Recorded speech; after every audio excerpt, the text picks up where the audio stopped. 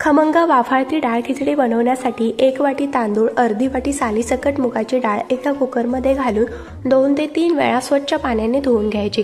आता यामध्ये 3 ते 4 वाटी पाणी, चवीनुसार मीठ आणि पाव चमचा हळद घालून कुकरला झाकण लावून लो टू मिडियम गॅसवरती 3 ते 4 शिट्या करून घ्यायच्या।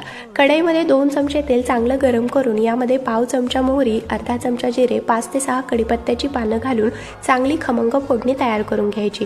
चिमूटभर हिंग, बारीक चिरलेला कांदा, 2 हिरव्या मिरच्या, लसणाच्या पाकळ्या बारीक चिरलेल्या घालून हे देखील चांगलं परतून घेऊया। पाव वाटी गाजर, पाव वाटी मटार, पाव वाटी टोमॅटो घालून हलकसं मऊ होईपर्यंत परतून घ्यायचं। आता यामध्ये पाव चमचा हळद आणि चवीनुसार मीठ घालून शिजवून घेतलेली डाळ आणि तांदूळ चांगली चमच्याने घोटून यामध्ये घालायची।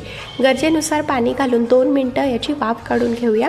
तयार करून घेतलेल्या खिचडीवरती बारीक चिरलेली कोथिंबीर आणि साजूक तूप घालून गरमागरम खिचडी सर्व करूया।